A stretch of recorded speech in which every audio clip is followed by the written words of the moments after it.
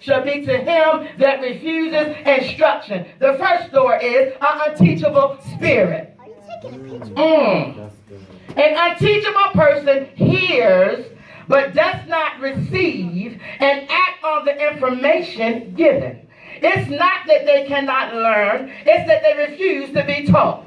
So you teachers and Impact Night and Live, when they seem like they are not getting it, they don't want to get it. Move on and help somebody else. You ought to give each other a high five up in that one. Amen. They have an unteachable spirit, and because you won't take instruction, that's why you'll never have nothing. And when you think you got something, you still don't. People live in a fantasy world. Because you got a little car after income tax. Oh. You get it? That's your money that they took for the first 6 months. Then they gave it back to you. Learn your financial literacy. Come on. Proverbs 24:4 says, by knowledge shall your chambers be filled with all precious and pleasant riches. Somebody say a lack of knowledge. Lack of knowledge. Knowledge is power over the cycle of poverty. Knowledge is essential to achieve prosperity. Now there's a mentality that raises up, so we know you don't have no knowledge and lack of it. One is, it resists thoughts of wealth and abundance. Let's say in this church, we're fine. Turns a deaf ear to biblical teachings concerning the accumulation and management of money. I don't need Apostle Cliff's class. I'm fine. I have all my bills paid. And I live in a 2-room apartment. I'm fine. Makes excuses for lack, need, and want in their lives. Well, I'm just doing it right now because my job cut my hours. Rejects any idea that things can change and they can be free from financial insufficiency. It's just something my mom done went through. I'll get over it. And the last one.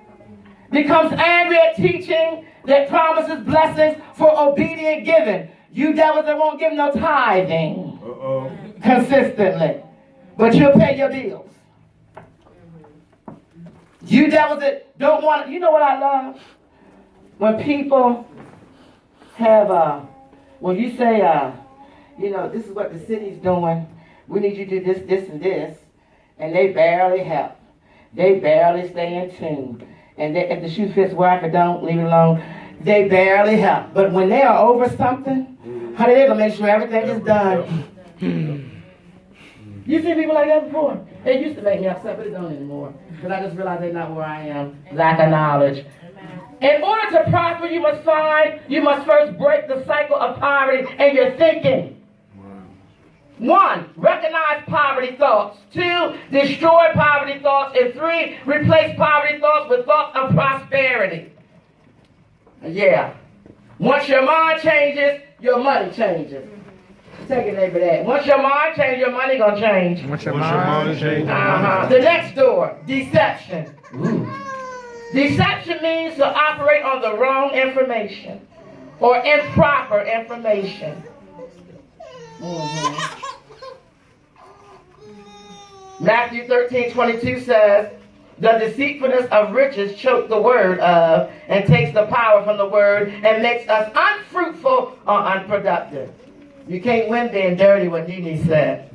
Say that you can't win being dirty. Can't win being dirty. You want to grow, you want your business to grow, you want your money to grow, don't be deceitful. Especially in God's house. You know you got more than $10. We asked for 20. Well, I'm going to save this other because we got to eat. We're not giving all our money to the church. You're deceitful. And you'll stand up there jumping hot when we talk about prosperity. You're a deceiver. Right. Traditional deception. This is a deception based on thinking that has been handed down from previous generations and accepted without question. Doctrinal deception. Most people in America have some type of religious background. Tragically, they have been taught poverty that is supported by misrepresenting scripture taken out of context. Right. And experiential deception. This is a deception that is produced by the experiences of life. I want to read this for you. When elephants are small, circus trainers will chain them with steel leg irons to keep them confined to a certain area.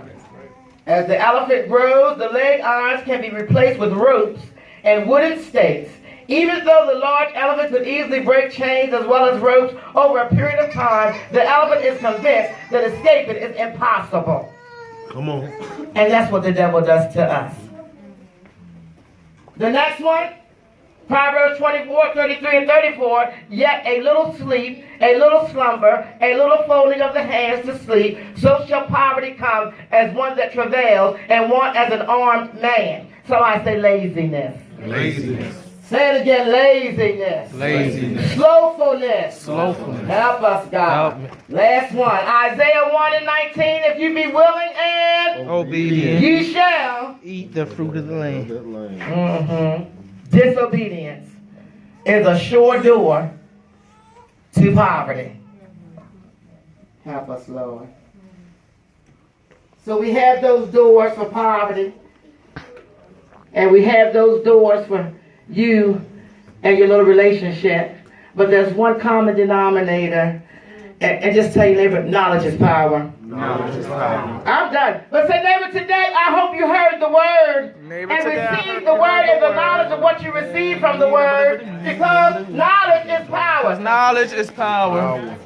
Knowledge is power. Knowledge And you is might be power. sitting up still thinking y'all still stuck back on a relationship, so since you there, Oh, I'm going to God. help you out.